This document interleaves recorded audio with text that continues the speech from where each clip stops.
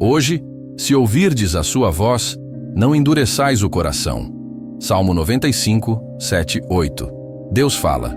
O problema nunca foi a ausência da voz divina, mas o coração fechado e o ouvido surdo do ser humano. A Bíblia inteira é a história de um Deus que fala, age, guia, chama.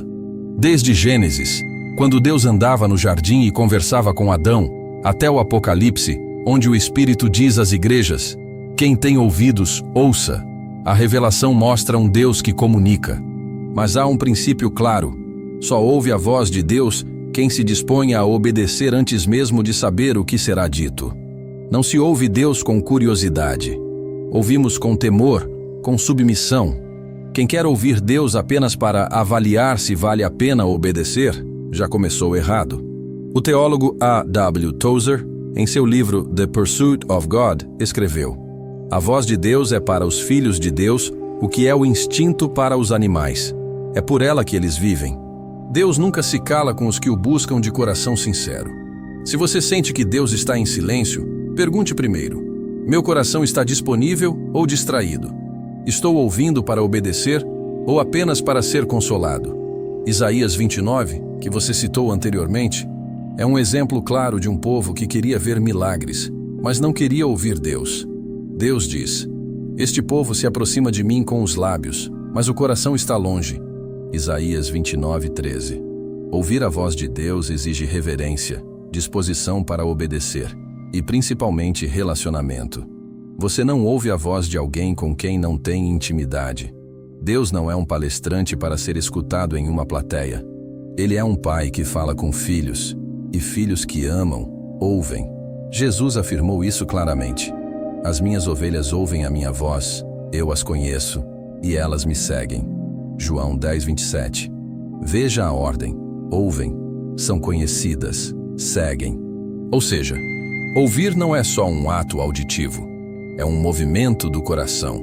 Quem pertence a Jesus, reconhece sua voz, porque anda com Ele. Portanto, o primeiro passo para ouvir a voz de Deus não é tentar escutar algo novo, mas se tornar alguém obediente ao que já foi falado. Muitos dizem, não ouço Deus, mas não obedecem nem o que já sabem. Deus fala para quem caminha com Ele. Não é mágica, é discipulado. A Bíblia é clara. Ele fala pelas Escrituras, Hebreus 1:1-2, pelo Espírito, João 16:13, pela consciência limpa, Romanos 2:15, por pessoas cheias de sabedoria, Provérbios 11:14, pelas circunstâncias, Atos 16:6-7, e até pelo silêncio, que nos leva a examinar o coração. Quem quer ouvir Deus precisa antes aprender a silenciar a alma, calar os ruídos internos e renunciar à pressa. Deus fala, mas Ele não grita. E como bem disse Dietrich Bonhoeffer, mártir alemão e teólogo sério, no seu livro Discipulado, quem não está disposto a abandonar tudo para ouvir Cristo, não é digno de segui-lo. Toda a Escritura é inspirada por Deus e útil para o ensino, para a repreensão, para a correção, para a educação na justiça. 2 Timóteo 3,16. O que muitos chamam de ouvir Deus é, na verdade, uma expectativa emocional. Querem um arrepio, uma sensação forte, uma resposta imediata, algo que valide sua ansiedade. Mas ouvir a Deus não é fruto de emoção, é fruto de intimidade com a palavra. Paulo não diz que a Bíblia foi inspirada. Ele usa o tempo presente. É inspirada. A palavra continua viva porque o Espírito que a inspirou continua atuando. A Bíblia não é um registro morto do que Deus disse. Ela é o registro vivo do que Deus continua dizendo. O termo usado por Paulo, theopneustos, traduzido como inspirada, significa literalmente soprada por Deus. Ou seja, ler a Escritura com fé é ouvir o sopro de Deus atravessando o tempo e alcançando o presente.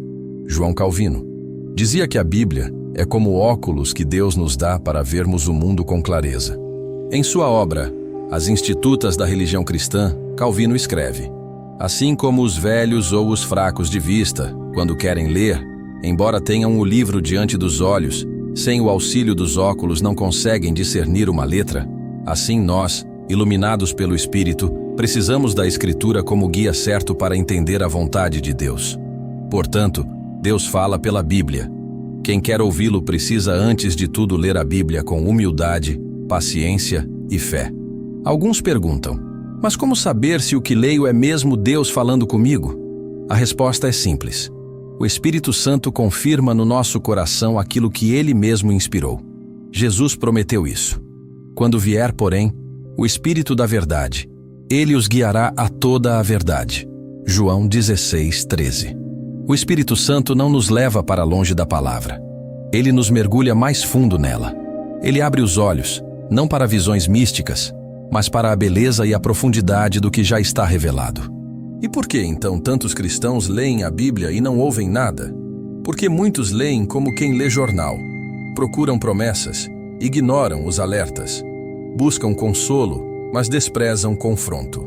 Querem um Deus que confirme seus desejos, mas a Escritura revela um Deus que chama ao arrependimento. Ouvir a voz de Deus exige leitura disciplinada, reflexão séria e oração constante. Não é possível ouvir um Deus que você não conhece, e ninguém conhece Deus sem passar tempo com a sua palavra. A Bíblia não é um livro mágico. Ela não responde questões vazias. Mas quando o coração se apresenta diante dela com reverência, a voz de Deus se faz ouvir, com clareza, com direção, com poder. Como afirmou John Stott em seu clássico A Bíblia é a Palavra de Deus, submeter-se à Escritura é submeter-se a Cristo. Rejeitar a autoridade da palavra é rejeitar a autoridade daquele que a pronunciou. O próprio Espírito testifica com o nosso espírito que somos filhos de Deus. Romanos 8:16. A voz de Deus não é apenas um som externo que entra pelos ouvidos. Ela também ressoa dentro do nosso espírito. Essa verdade é central na vida cristã. Deus habita em nós. E se Ele habita, Ele fala. Mas não como um estranho. Fala como quem tem intimidade. Como quem conhece a casa e sabe o momento de intervir. O apóstolo Paulo fala de um testemunho. Não é uma voz que impõe, mas uma que confirma, ensina e consola. Muitos pensam que o Espírito Santo fala apenas por meio de dons sobrenaturais. Mas o principal ministério do Espírito é testificar, ou seja, dar uma certeza interna da verdade de Deus. Essa certeza, no entanto, não é cega. Ela brota da palavra e se firma na cruz de Cristo. Agostinho de Hipona, em sua obra Confissões, descreve como, ao meditar nas Escrituras, ouviu o chamado de Deus como uma luz interior que revelava a si mesmo.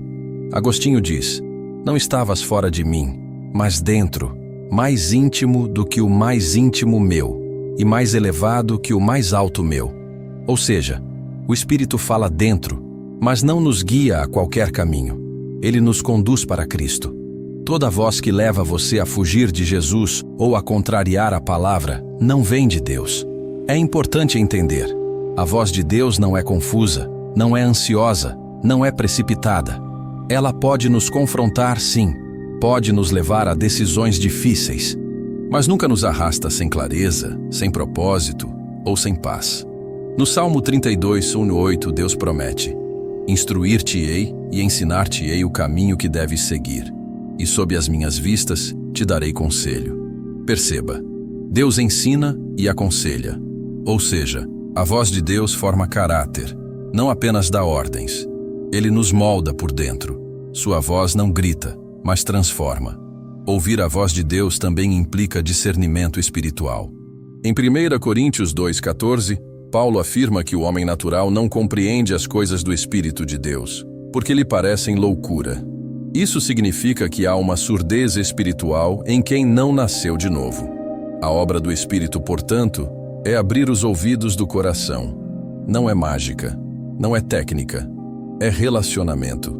Quando a alma se rende a Cristo e se expõe à palavra, o Espírito Santo atua como intérprete fiel. Ele traduz a vontade de Deus ao nosso espírito. É por isso que orar e meditar são inseparáveis. Quem ora sem Bíblia corre o risco de ouvir a si mesmo. Quem lê sem oração corre o risco de virar um teólogo seco. Mas quem une as duas práticas começa a perceber a voz de Deus como uma presença constante, discreta e poderosa. Deus não está em silêncio. Nós é que muitas vezes estamos distraídos demais.